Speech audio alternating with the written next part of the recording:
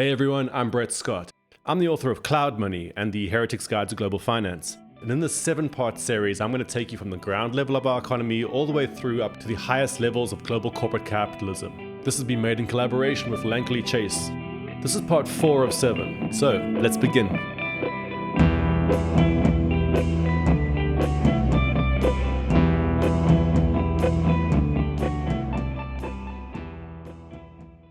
Now, all economies throughout time are interdependent, aka there are these meshes of people who depend upon each other.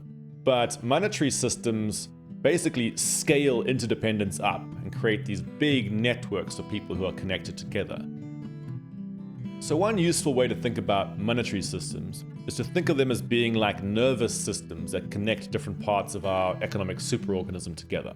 So nowadays, our survival depends upon people on the other side of the planet, and we actually will mobilize them via the monetary system.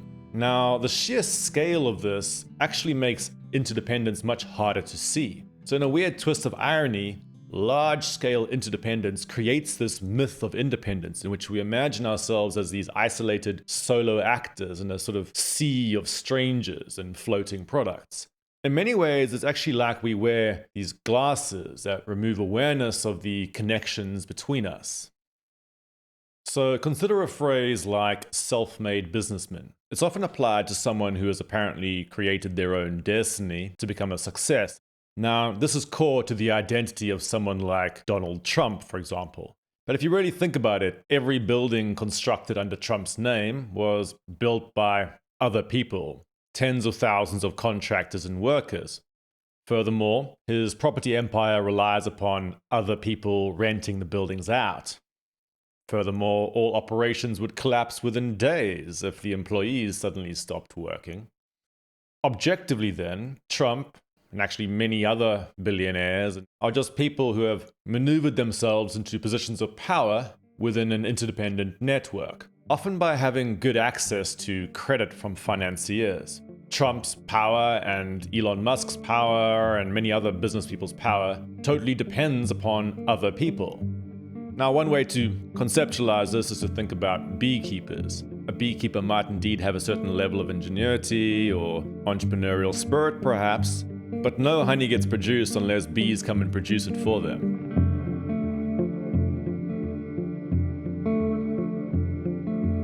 So there's no self-making of honey, but in the mind of the beekeeper, they might indeed believe that they are the source of the honey. They might tell their friends, hey, I made this honey, would you like some? In reality, the bees made the honey, right?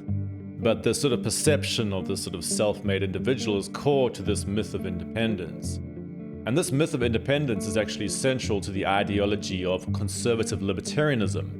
Now, in this worldview, somebody like Trump is the source of the Trump Tower, rather than the thousands of construction workers. Alright, it's basically that story like the beekeeper is the source of the honey rather than the bees. Now, this was also Margaret Thatcher's worldview. In fact, she refused to believe that a society even existed. She saw the world as being made up of a whole series of solo, sovereign individuals.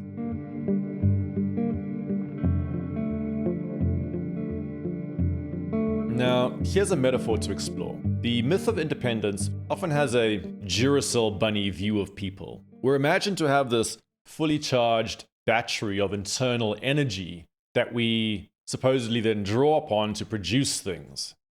And we then take those things we produced and then apparently voluntarily choose to trade them with other solo Duracell bunnies or sovereign individuals. Now, in this worldview, economic life is imagined almost as some kind of voluntary interaction between these solo individuals, as if interaction with others was some kind of optional path rather than some de facto baseline reality of survival since the beginning of human history. So, in reality, none of us has an independent battery. We've always relied upon other people to essentially power us up or charge us up or top us up constantly. Even as a fully grown adult at work, you cannot produce anything unless you first top yourself up with stuff produced by others. Coffee, pencils, equipment, materials, and so on. Now, you might indeed have some sense of an internal fuel cell or an internal battery or an internal set of skills and energy that you can use, but it's constantly getting replenished by this much bigger external fuel cell made up of other people. So one way to imagine this is in input-output terms. So we have people who input stuff into us, and we have people that we output stuff to. Now, here's a key nuance. Modern economies are vast networks with hundreds of millions of people who form your external fuel cell, as it were. But you will only actually directly draw upon a small subset of those people, who in turn will draw upon other subsets, will draw upon other subsets, and so on. In the end, you're actually connected to pretty much everyone in a vast interdependent system, but you don't experience all those connections directly. You experience tapping into these small subsets of people who are then connecting to other people. It's a bit like that 6 degrees of separation concept, which says you can reach anybody in the world through 6 hops or 6 degrees of separation. So let's go back to our earlier picture from episode 1 of a young man with a pencil. Now, he only directly interacted with one shop attendant rather than tens of thousands of people in the pencil supply chain. Now, if he goes to a different shop or gets a different pencil, he's still indirectly relying upon thousands of external people, but the precise composition may have shifted partly. He might actually be drawing upon some of the same people because different pencils might actually draw upon similar supply chains. But maybe not. A major part of life under capitalism is that people are de facto interdependent, but they're often competing to get into a position of interdependence with each other.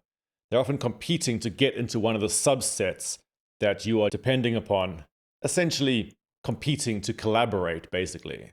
For example, the pencil manufacturer wants their pencil used, and the shop owner hopes that the young man will use her shop, and eventually the young man will be hoping that somebody will be using his drawing for something. Now, what we call unemployment is that situation in a large-scale market economy where you're dependent upon others while having no one else dependent upon you. Now, this is really something that only starts to kick in under large-scale capitalism. You don't really find unemployment in a hunter-gatherer group. You don't find Hadza men trying to convince the others to give them a job in exchange for credits that they can redeem for part of the meat from the hunt.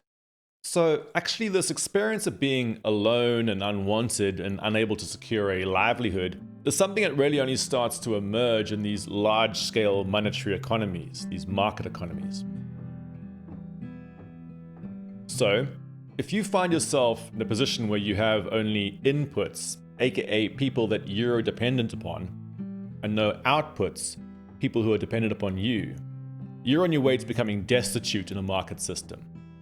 So this photo shows Skid Row in Los Angeles, which is an area that's renowned for homelessness. The people living in these tent villages will have informal systems of everyday communism and informal reciprocity between themselves, but unlike the Hadza, they're living in the middle of a market economy with no access to food or provisions unless they get access to money.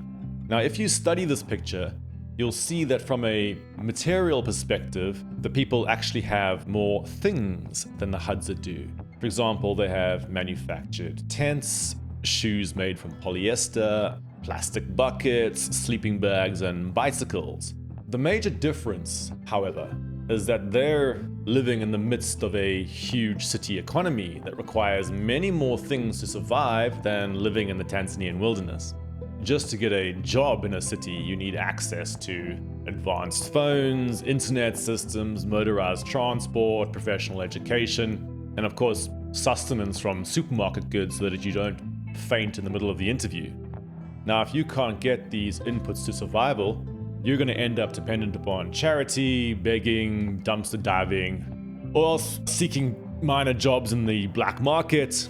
Also, people in poverty like this are far more likely to be pushed towards desperate measures like shoplifting, and they're also much more likely to become criminalized and increasingly marginalized, and for that matter, victimized by police.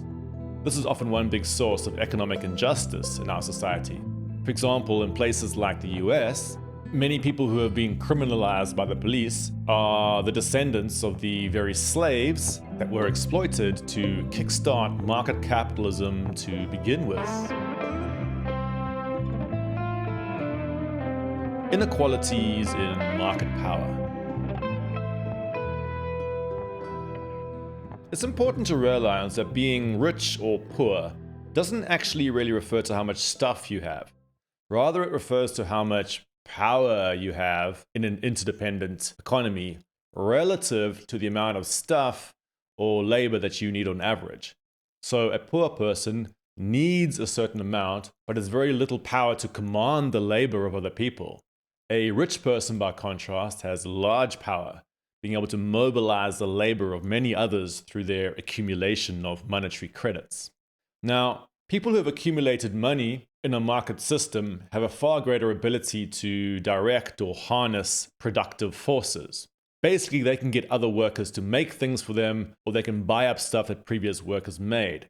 If we return to that metaphor of a monetary system as being like a nervous system, they have great ability to sort of trigger this nervous system into action and to mobilize people to create stuff for them. Now, if over time they can trigger this process enough, they can actually start to accumulate large amounts of assets. They can get workers to make large amounts of stuff for them. And that stuff that those workers make can in turn become the inputs to production that become required by everyone else to access or compete on future markets. That's a bit of a complex statement. But basically, if you have power within a capitalist system, you can capitalize upon it to become more powerful. Essentially, you can become a gatekeeper to survival. And this is what's sometimes referred to as controlling the means of production. To return to our beekeeper metaphor, the beekeeper is someone who owns the means of production, while the bees themselves actually make the honey. Now, the key nuance to bear in mind with this metaphor is that in an actual capitalist system, the creation of those hives is made by previous generations of bees, as it were. Basically, previous generations of workers will create the assets that future workers will use, but the assets are actually often owned by these small classes of elites, a kind of ownership class. Beekeepers own the hives, but it's the bees who operate those hives and produce the honey. Now, of course, we can use this metaphor to have a debate about the relative roles of these different players. It's certainly possible for certain types of beekeepers to bring out the best in their bees or provide better conditions or somehow inspire bees to do more. And likewise, in the capitalist system, there are better and worse bosses, right? Some bosses indeed are quite innovative and are able to inspire action and so on. But in the end, in the final analysis, the power structure of capitalism involves this distinction between those who basically own assets and those who operate those assets. And it's actually a core feature of what we call a capitalist system. So a capitalist system isn't merely the presence of market trading or market exchange. It's actually market exchange in the context of very specific relations of production where certain people own a lot more than others. Now, if access to the production process in our society is dominated by the powerful, then a person with a low level of power must actually often suck up to these gatekeepers. A bit like a bee trying to approach a beekeeper and ask to be part of a hive. This is basically what you're doing when you're applying for a job. In essence, you're competing to cooperate in the production process and competing to get into a position to essentially operate the assets owned by powerful companies and powerful people. You basically want to become one of their inputs, inputting your labor into their company in exchange for money. So we live in an interdependent system. And earlier on, I was using this simplified diagram to just give you a kind of feeling for that. But let's switch to some slightly different images. Firstly, if we were to visualize the different stratified levels of power in our interdependent system, we might splice it out like this. But here is another network image that might also be used to show these differences in power. Now, obviously, this is a highly simplified and abstracted diagram just to convey a concept. But just imagine the big red nodes here as oligopolies of powerful players like mega corporations. And maybe the medium-sized nodes are these smaller companies or maybe rich individuals. And then the smallest nodes are individual people. Now, those big corporations in the center of that system, in the center of our interdependent economic network, as it were, are not actually single entities. They're actually constructed by bringing together a whole range of parties. So let me show you how corporations are constructed. If we had to turn a corporation into a Lego model, it might look a bit like this. Basically, corporations are legal entities underpinned by state law. Now, in this image, that's represented by the White House in the background, providing the legal backing for a corporate shell, the blue circle. Now, this forms the center of a circuit that goes like this. The financial sector, shareholders and creditors, push money into that entity. That entity in turn uses that money to hire managers. Those managers will hire workers and buy stuff like technology and materials from suppliers. They then coordinate the workers to use the technology and suppliers to produce new goods and services. And these will be outputted to customers who push money back along the circuit. This money will then exit out as bonuses to management, interest to creditors, tax to government, and dividends to shareholders. Now, without those workers, the stuff doesn't get made and no profit can be obtained.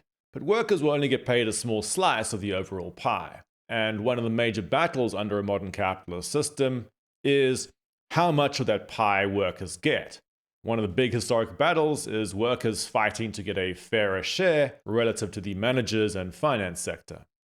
Now, often when they try to do this, the managers will try to turn consumers against those workers, telling them that the workers are trying to disrupt their life and that the goods will get more expensive.